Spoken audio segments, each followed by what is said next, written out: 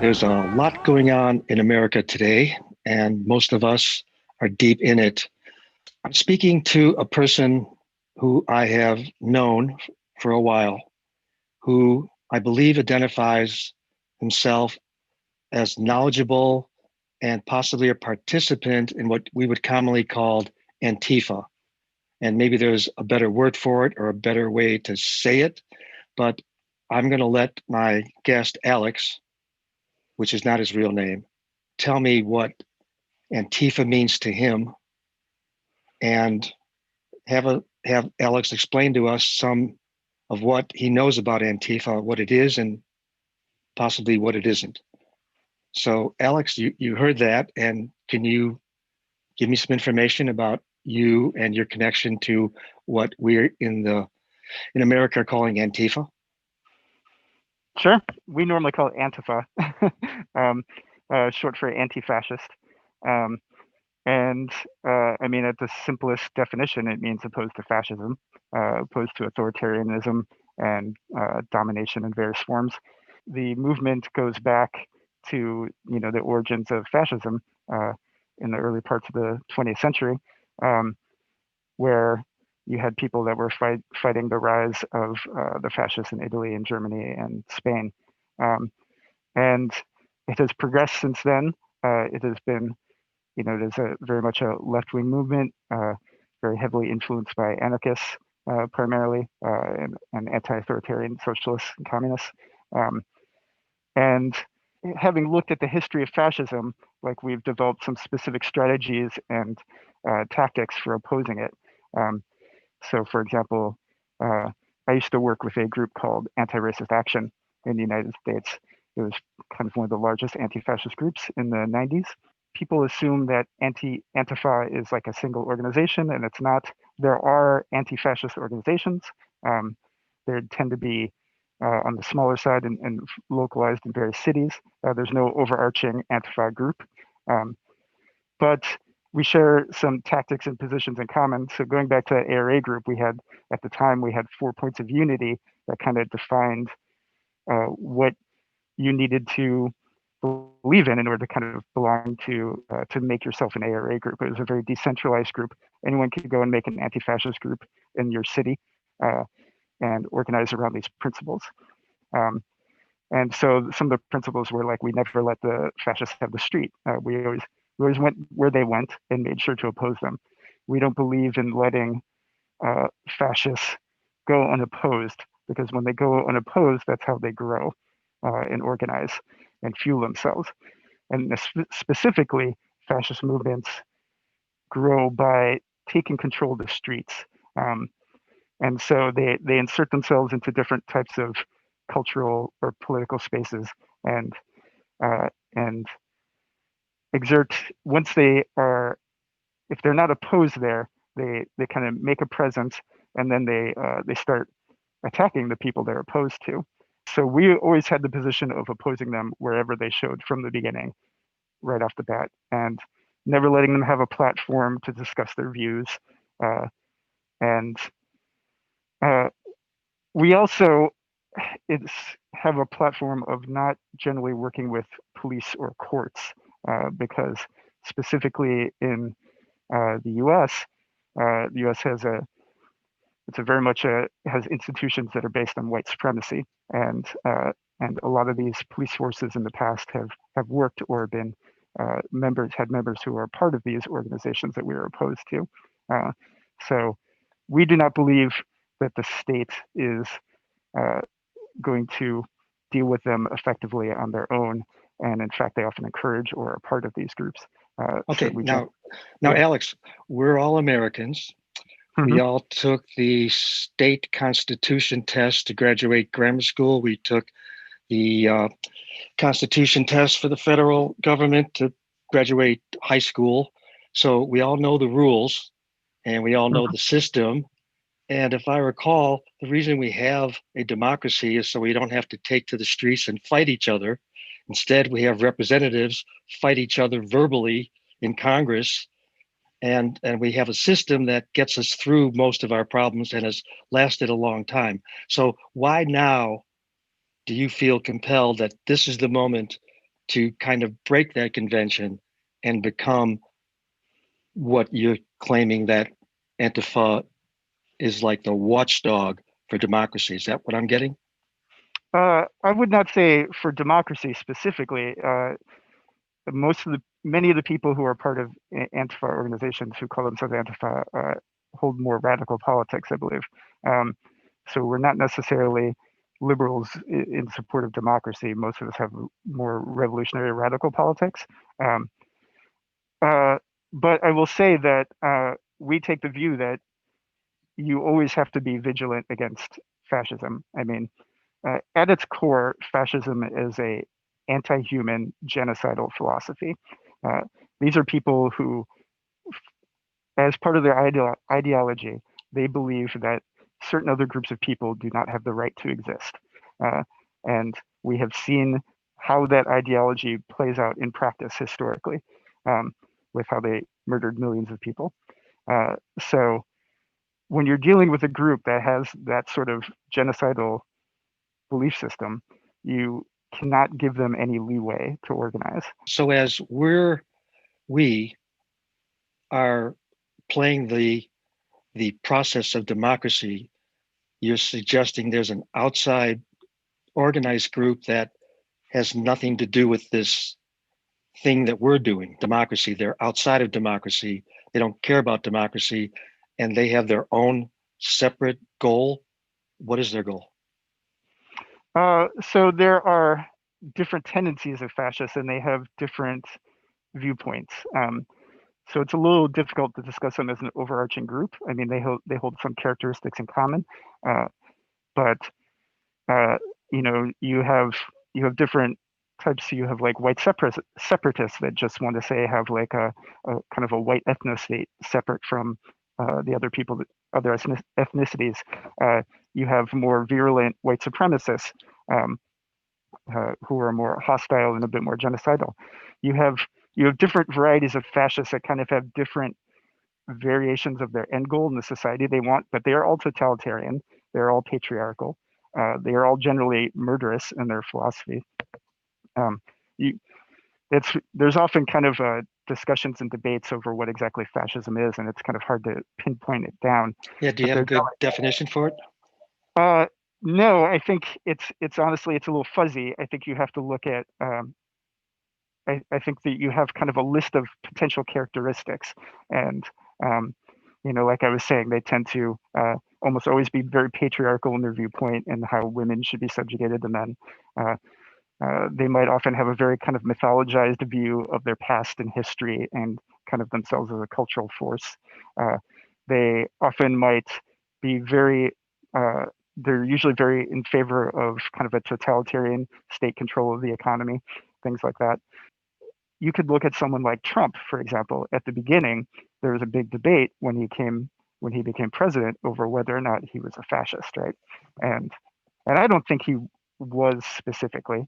I referred to him as a proto-fascist at the time. He's more of a populist with fascist tendencies. Uh, and Trump was very good at uniting different aspects, different uh, parts of the right wing to work together. He allied the alt right, he allied kind of the Christian fundamentalist conservatives, with these kind of more nativist, isolationist uh, economic viewpoints. And he took all these aspects of the right wing and combined them together to back him. And with this kind of populist narrative and him being kind of this very uh, strangely charismatic figurehead and media personality. And uh, over time, he has gotten support from a number of groups that I would consider fascist. The alt right, patriot movement, different types of fascist groups of that nature, and uh, but they have always been a little, even among themselves, have been a little bit split over whether or not to support him, and uh, kind of different levels of support for the policies has and things like that. But they generally supported him because he was effective and he pushed their general agenda altogether. Um, so now we've gotten to a point where Trump has where he is in refusing to respect the results of this election and kind of initiating this coup attempt, he has kind of triggered this fascist insurgency that very definitely has fascist characteristics. You know, they're attempting to undermine the democratic process and overthrow the results of a legitimate election, right? And they're also, you look at the people that are out there supporting that participating in the coup attempt. There were a number of people that were very openly neo-Nazi, part of different types of fascist groups, and people who are very supportive of police and white supremacist or policies of that nature. And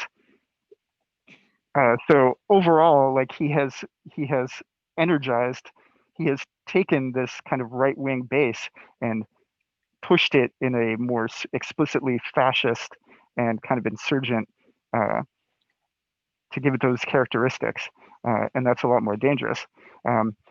And so at this point, you know, you don't see many people that kind of argue over whether or not Trump is fascist anymore. Let's move this up to just before January 6, 2021. The experience that we all witnessed on media and the fear that we now are kind of talking amongst ourselves, what's going to happen between now and the inauguration and beyond. So suddenly, for the first time, my generation is not on solid ground. I mean, I go back to the Nixon days, and we had the fear, but we also had the action, and we had a plan, and we were mobilized, and we had millions of people on our side. Here we are in a situation that might be similar to that moment. What do we have going for us right now as we face this? What do we have going in our favor or against us?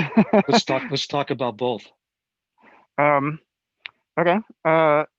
So I think if we look at what happened with the attack on the Capitol, I think that this was, well, as a friend of mine put it, that this was a major flex by the right wing, and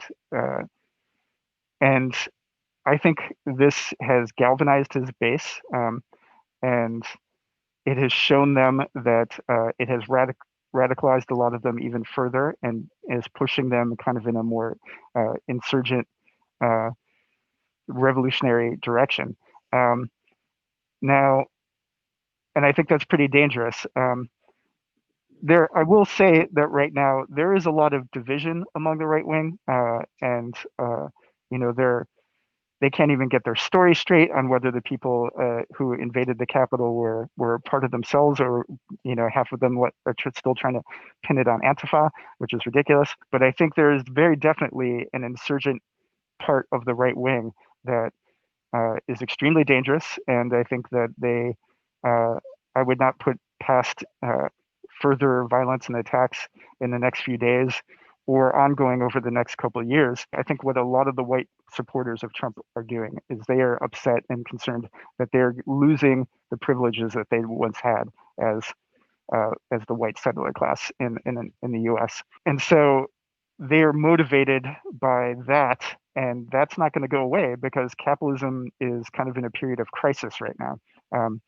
You know, the divisions between the poor and the rich the disparities are huge, are out of control right now, and it's not looking like it's going to get any better anytime soon. In the middle of this pandemic, we've seen, you know, while tons of people have lost employment and lost health care and not been able to work, and meanwhile, some of the richest billionaires have grown, you know, seen their wealth explode at the same time. And with those conditions, that kind of creates, you know, cracks in the facade of capitalism, and I think that gives fascists an opportunity to organize. And with this insurgent base, I think it's going to be very dangerous for us in the next few years. Now, since we're in this precarious moment where we're anticipating what's next, what will be Antifa's response if the predictions of the FBI are true and we see attacks on municipalities and state governments and pretty much uprising across the country? What do you believe Antifa will do? I mean, we'll do what we've always done, which is be organized against the fascists however we can. Uh, if it comes to that kind of more hostile civil war type scenario, you will see kind of a stronger push from anti-fascists probably to organize their direct communities and kind of build self-defense organizations and support networks. You've already seen that a lot of, well, maybe you haven't, but uh, a lot of anti-fascists, they are not just anti-fascists, they are activists involved in the broader left. You know, they tend to be anarchists and socialists. They support things like BLM. They are involved in lots of other projects generally. And during this COVID situation and during other crises of these nature, like hurricanes and Katrina in New York, you saw that these folks got pulled together and helped create different types of mutual aid networks and things like that, and to help people pull together and work together in times of crisis. And I think that is what you will see Antifa organize, is kind of that sort of building up support systems and defense networks against this insurgent fascist threat. Okay, let's see what happens at the next level. So one sounds like you're going to do some upfront work to prepare people and to try to use your other nonviolent tactics like doxing and doing other forms of exposure. But what about when that line gets crossed? What is the line for Antifa to go into a physical reaction? Uh, I mean, most anti-fascists do not have are not opposed to using violence against fascism. We understand that fascism is fundamentally a violent philosophy, and I was talking about this a little bit earlier. I didn't get into the details, but you know, with one of Antifa's positions being always opposing fascists wherever they show, fascists very much rely on having a strong self-image, um, because they believe, you know, themselves to be this strong pinnacle, and so when they organize and get defeated and driven off the streets, they have historically, like, that has been very devastating to them. And so you see situations where their organizing goes down, and we've seen this uh, throughout this Trump administration. Like, as fascists have tried to take the street, Antifa have been out there opposing them, sometimes violently, um, and that has helped diminish, keep the fascist organizing down. It probably would be much worse if anti-fascists hadn't been doing this for the past 4 years and even the decades before that. So when it comes to situations where if we were looking at an actual like fascist insurgent civil war situation, yeah, you absolutely anti-fascists will be out there combating fascists, just Are as they like is Antifa prepared for this? Do you think the same way that the fascists think? Do you have stockpiles of weapons? Do you have training? Do you have strategies? Is there plans? Is Antifa organized as a reactive force? uh, so anti-fascists are not opposed. We do not have kind of the liberal politics towards gun control. We are generally pro-gun, and so and we've been talking about the potential of this situation for the past several years now. So yes, a lot of anti-fascists have uh, have built up preparations and done some of the groundwork to be prepared for this sort of thing. Um, I will say that uh, I do think the right wing is probably stronger in this country, unfortunately, than the anti-fascist side, and they're a little more gun crazy. Now, from what we've witnessed uh, in the insurrection at the Capitol, it wouldn't be unreasonable for we, the people, to have some degree of fear about the fascists and what they might do. Should we have a similar fear about Antifa? Uh, no, because I mean, anti-fascists are opposed to fascists, so unless you're a fascist, you don't really have to worry about us. Um, Whereas, you know, the fascists in their belief system, they're opposed to everyone that's not part of their in group, and which is generally everyone who's not white. So, uh,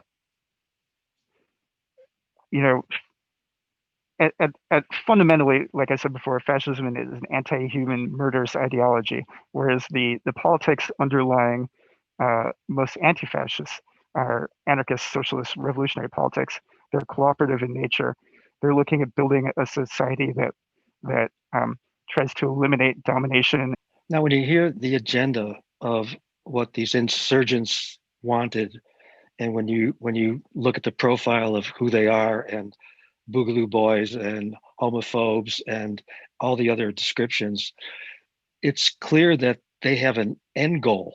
And if they, quote, win and take over America, then all of us would become, we the people would become basically enslaved by their insanity. Does Antifa have a similar, not a similar, but does Antifa have a goal or an end game? Or is it to restore America to the way it was before Trump? Or is it to go all the way and make this a sustainable country?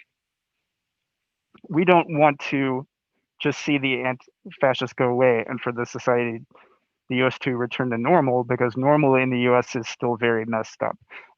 Still have tons of homeless people, houseless people, people literally starving and out of work, and this huge wealth disparity and people without health care, and it's messed up. This country is fundamentally flawed, and most of the people involved in anti-fascist groups want to see radical changes with how that society is structured. They want it to be a more equitable, positive, progressive future. So getting rid of fascists is a necessity, because with fascists around, you can't have any sort of libertarian society or democratic one, because they're opposed to both. But we don't just want to see a democratic society. We want to generally see something that's more libertarian character.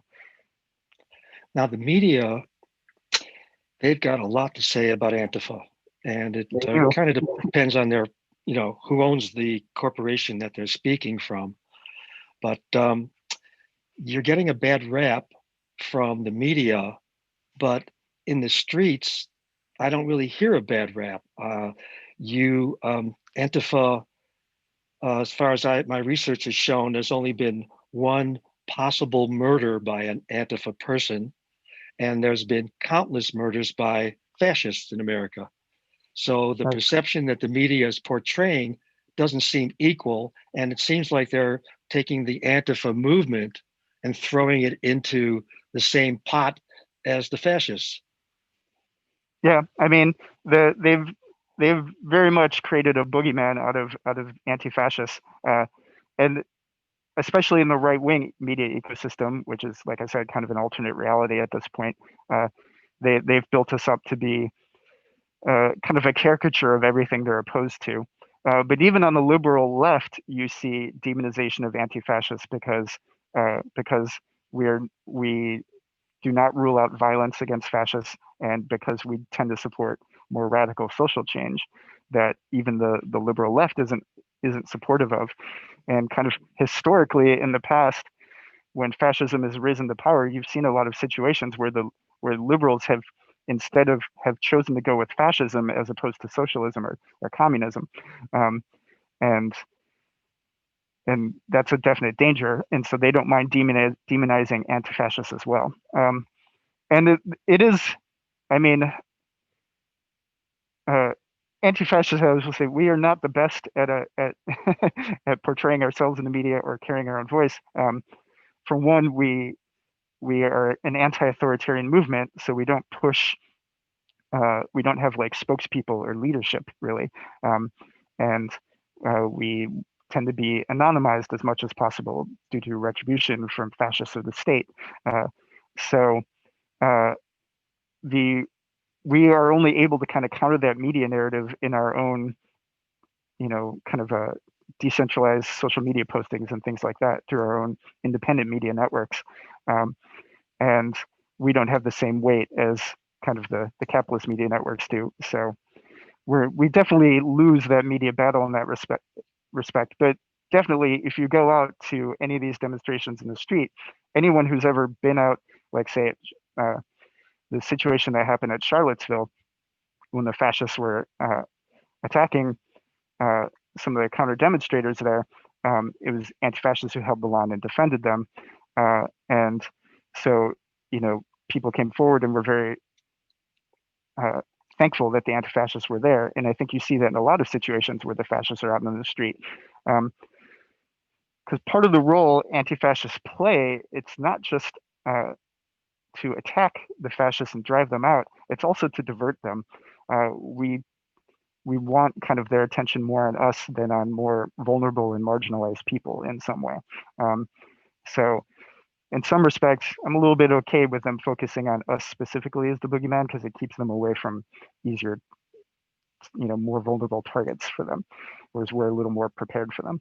Let's go a little bit on the profile of an Antifa sympathizer or activist. And let's just start with you. You seem like a caring American man. You have a family? I do. And you're part of the American system. You might even pay taxes. I mean, this is you use the system. You're part of the system. You believe in at least America. I assume that you believe in us as a group of citizens organized to have a great life and to help each other get through life. What got your interest to either be turned on to Antifa or to seek them out, or really how did you first get the concept and found that there was a group that matched your concept? Well, I am not. I have some fairly anti-American sentiments. I live within the American system. I benefit from it, but it's next to impossible to escape. Politically, I'm an anarchist. I've been an anarchist since high school. And frankly, I became an anarchist by looking up the definition in the encyclopedia. What is it?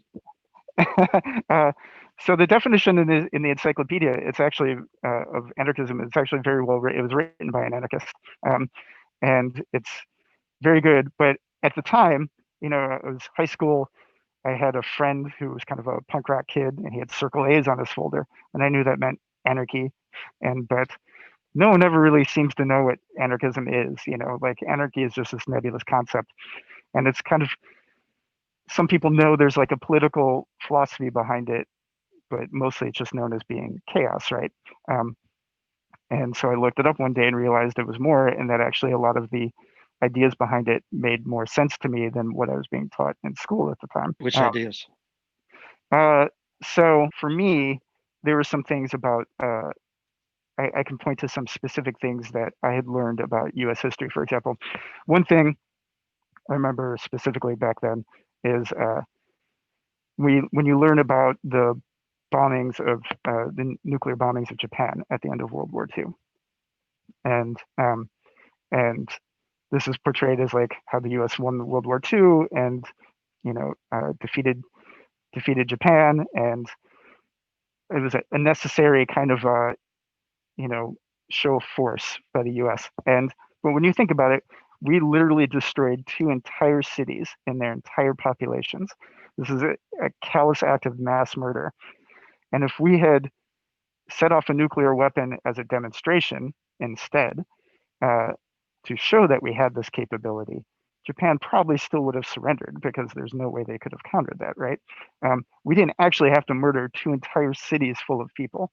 And when you start looking at some examples like that of what you're taught in school and kind of how things actually work, and there are a number of examples like that that kind of turned my politics around. Does democracy fit into anarchism, or is it opposed to it?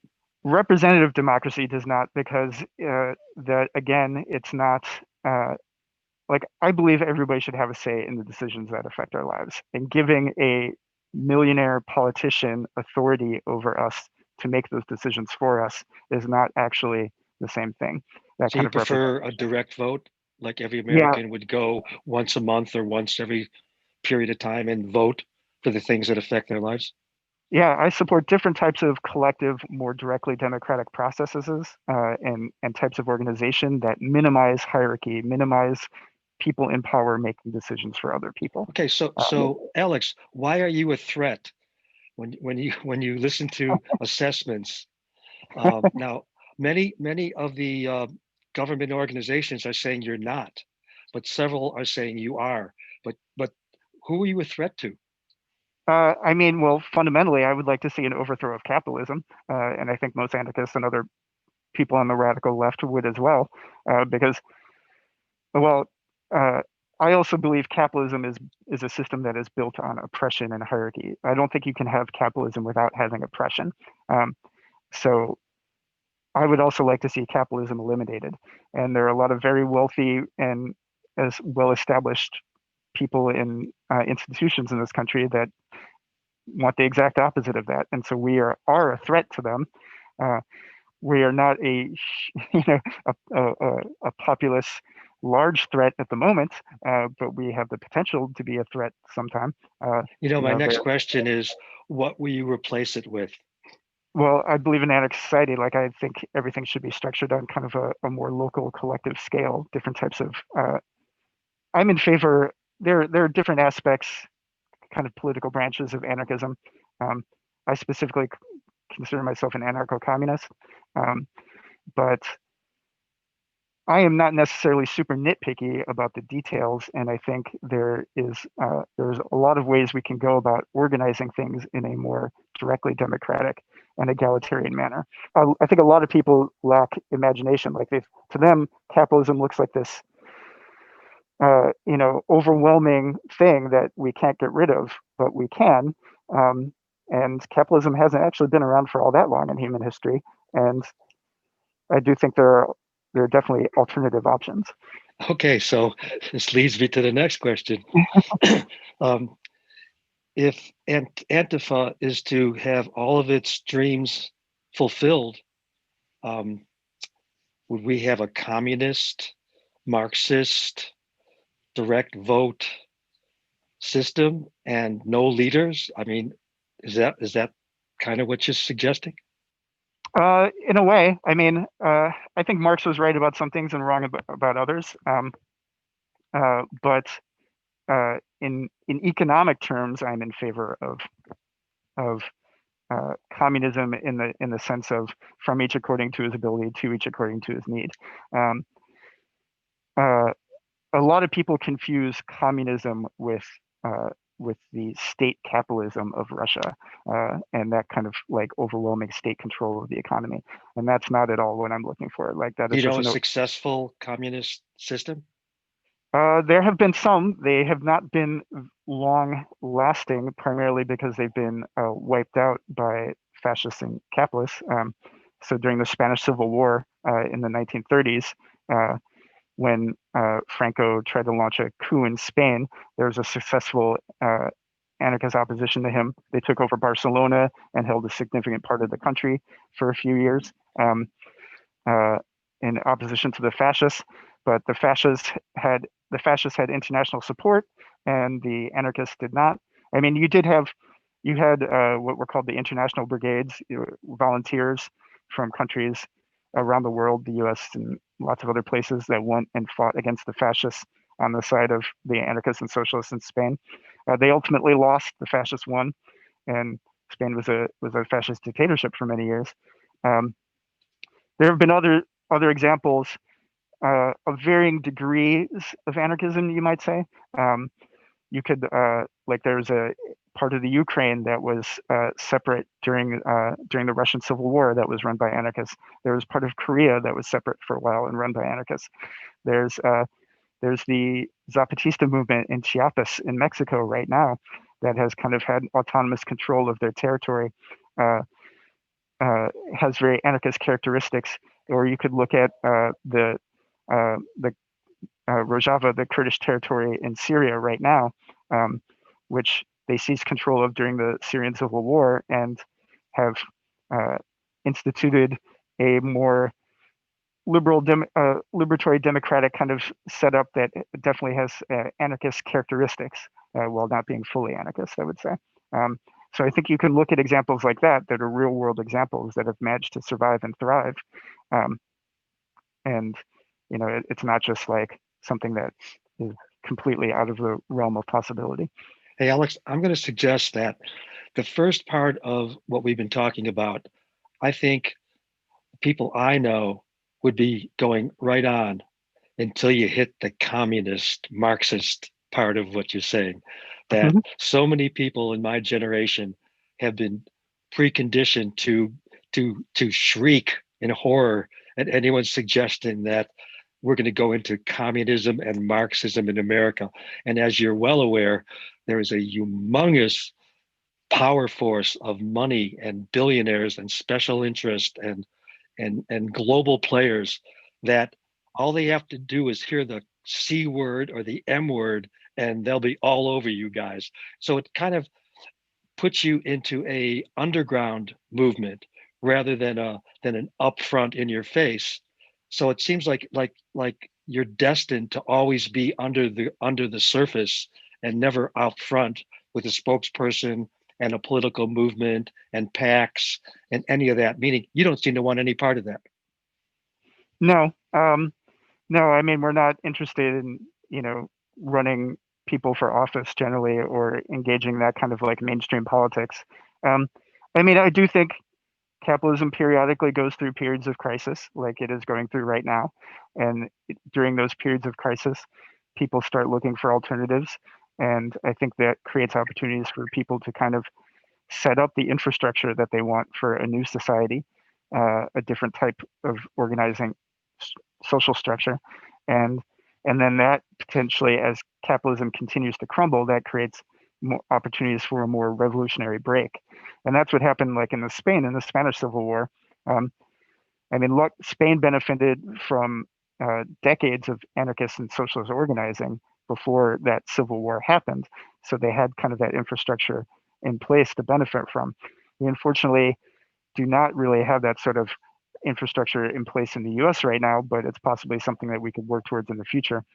Um, I do think that what it's true that, a lot of people have, I mean, capitalist propaganda has been very effective in kind of turning people against capitalism and socialism.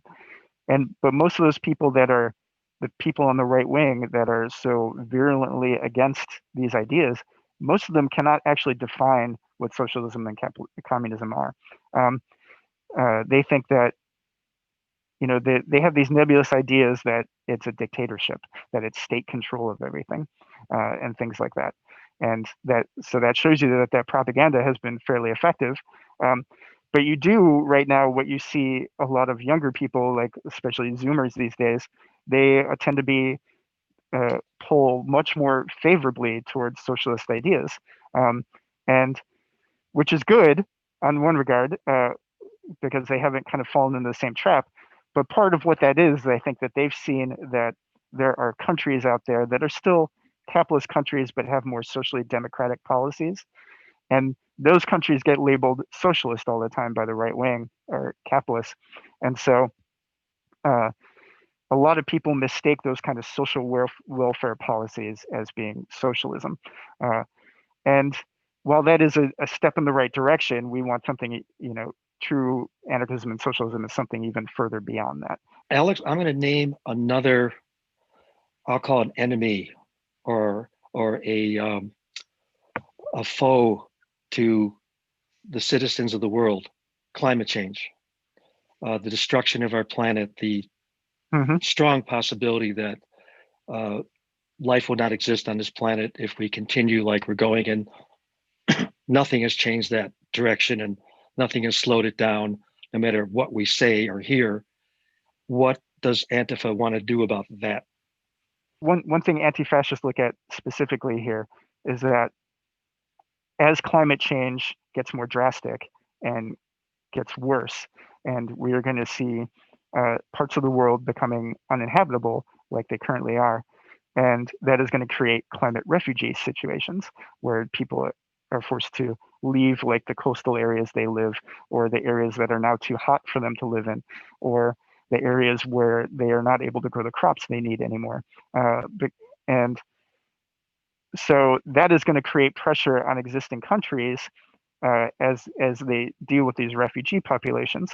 And so and fascists and the and capitalists are both right now very much pushing kind of these isolationist tendencies, and and that this is partly it's in preparation for these dangers to come, right? This is kind of like the practice run to keep our borders closed and to keep these people out while we while these problems are going on. And I think the capitalists think that they can probably just continue to isolate themselves and keep themselves behind walls and borders while this stuff continues. And they don't necessarily mind if a significant percentage of the world population dies off due to these climate problems. It's part of the racist attitudes and that they hold, and this is going to help bolster fascist movements. It's going to help bolster kind of police state mechanisms that capitalism that the ruling class likes to keep in place to control their populations. And so this is going to be a problem for everywhere. And so anti-fascists are definitely worried about this. So you see this coming. Are you or other people who identify as Antifa, are they actually engaged right now in the actions that you guys prefer? Are you doing something now to avert what we're headed for? I mean, there are some people that are involved in different types of environmental groups. I mean, I think there's this narrative that goes on that that in order to kind of counter this climate change, the capitalists like to push that it comes down to kind of like these personal choices people make, like how you recycle or the consumer choices you make. But really, those type of choices are not nearly on the scale of the changes we need. What we actually need to do is we need a fundamentally restructuring of the economy and priorities. You know, instead of pushing fossil fuels, we should be pushing renewable energies much more. Okay, again, you're suggesting what government can do. I want to know what Antifa is going to do. Are you going to be in the streets? Are you going to be clogging up the drain pipes of corporations? Or are you going to be exposing and doxing and pointing fingers and naming names of who's killing us environmentally? Yeah, I mean, you see that already. You see some environmental activists that are already engaged in that type of work, and I think, yeah, there's a lot of crossover with So anti-fascism. Antifa is a tactic, and people can adapt it or adopt it into their tool bag, right? Is that what you're suggesting? It's there for whoever needs it, and they can follow, say, the history of this movement, and they can watch what is happening now that Antifa does when it's in the streets or demonstrating. Is this a template for others to say, I'll do that part of it and I won't do this other part of it? Is it just available as a strategy? Yeah, I mean, I think that's a good way of looking at it. That it's an outlook and a set of tactics to use against fascists and authoritarians, and like, you know, that's why there's no overarching anti-fascist organization. While there are certainly some organizations that focus specifically on anti-fascist activism, there are a lot of people that are involved in anti-fascism that focus on other things primarily, but they also do anti-fascism. Who decides this? Is it really everybody is an independent subcontractor to a concept? You mentioned that there's no leaders, maybe there's no founder, but I would think that there must be a source for you. Maybe it's your friends or the people that you are involved with. But how do people know where to go, what to do, create an action? Do you have meetings? Yeah, I mean, you get involved in different groups. Less so these days because of the COVID situation. But yeah, I mean, these are for me. You know, it was when I was younger in high school. One of the first things I did was go out and look for different anarchist groups to be part of, and uh, or eventually like getting together with some friends and starting some of our own, and then working together with different groups. Um, a lot of these groups already exist and are out there. They they tend to be smaller and not you know, some different groups have different focuses. Some are more open to, you know, anyone from the public kind of coming in and joining. Others are uh, more affinity group style, where people that already know each other get together and work together. We hear about infiltrators. Actually, I watch them on YouTube. They say I Mhm. was in Antifa and I saw the light and I got out and now I wrote a book about how terrible they are. Um, so have you encountered that? And the other subject would be Asian provocateurs who join your group and get you to do things you normally wouldn't do.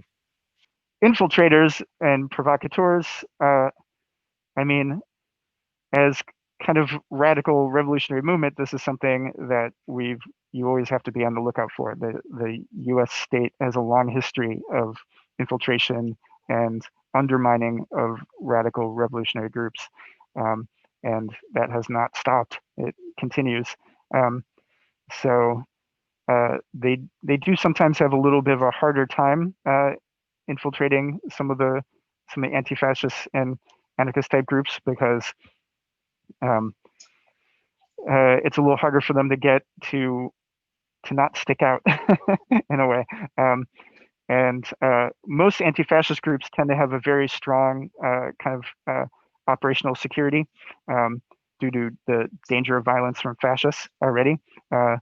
So they tend to be a little more resilient against this sort of thing. Now, in the 60s and 70s, the FBI formed COINTELPRO. Mm-hmm. I know this because I was spied on by COINTELPRO. Yeah. And they infiltrate and they provoke and they associate and they link. And in some cases, they indict and bring people to trial, like the Mm-hmm. Chicago Seven. Yep. So, don't you have a little anticipation that one day there's going to be a swoop down and everybody that you've ever met in Antifa will be arrested at once and brought into some massive trial system? You ever think of that? Uh, I mean, sure. We that most people involved in this type of work are fairly aware of that kind of threat, ongoing threat. I do think that these days, kind of I do think like the COINTELPRO kind of style of counterinsurgency uh, was very prominent back then. I do think that there's an even bigger threat in that what the state tends to try to do these days is it's not interested in destroying groups so much as it's interested in trying to control them. So uh, rather than trying to prosecute them outright and throw everybody in jail and stuff like that, um, what that tends to do is it creates a big media fuss. Those people get a lot of popular support for being persecuted, and the state has to kind of deal with stuff like that. And then, if you do throw those people in jail, then you have to go find the next group that comes along, and you have to start from scratch. So I think the method that the state prefers for counterinsurgency is to insert people who inside groups and then try to exert control over those groups so that they literally control the leadership or just keep the groups divided with kind of internal infighting. Um, and so that keeps them ineffective, allows them to kind of keep control. They don't have to find every new group that comes up and things like that. It's easier for them to do that with groups that have a hierarchical leadership structure. So it's a little bit harder for them to do that with anarchist groups because we don't have that kind of setup. But we might be a little more vulnerable to some of the infighting. um, there's probably a lot of the call outs and uh, canceling of certain, some activists might very well have been, operations like COINTELPRO used to do, where they'd snitch jacket people or get people turned against each other in various organizations back in the 60s and 70s. They still do that kind of stuff today for sure. The Trump administration wants to declare you and your group domestic terrorist, yet there is no law in the books in America for domestic terrorists. Do you expect a different treatment in the Biden administration? Do you think that you won't be vilified and you won't be slandered, but you'll be understood and kind of accepted more as maybe not mainstream, but as a friend to Americans rather than what the Trump administration wants to portray you as the group that wants to tear America apart? What do you think? No, I think it will be the same or possibly even worse, because uh, with kind of the liberal backed capitalist regime here, they very much need to have kind of a monopoly on the use of violence and force, and so you can't have anti-fascists going around initiating violence against fascists because it undermines their authority. And they know also that we are generally opposed to capitalism and other forms of domination as well. And so that we are still a threat to the power structure. So I don't think they view us as allies or friendly in any sense. And I think they are just as willing to use kind of the police state apparatus against us as Trump was. So I don't expect any favors. And already Biden is using the situation with the Capitol to talk about a new set of anti-terrorism laws in this country. And I guarantee you 1,000% those laws are going to be used against the left more than they will be used against the right, because that is always how it goes. So should we have any fear from what you're saying today or from what Antifa stands for? Any fear at all? Should we, the people, I like to use that term rather than me or my friends, we the people, should we have any fear from Antifa? You're asking if like everyday people on the street should be afraid of Yeah, yeah, anti-fascists? yeah. Not unless they're fascists. So no, I mean, and I think, I've heard it sometimes even from people like my neighbors, like afraid that like when some of the protests were going on this summer, they were afraid that BLM was going to be coming down our street and burning houses.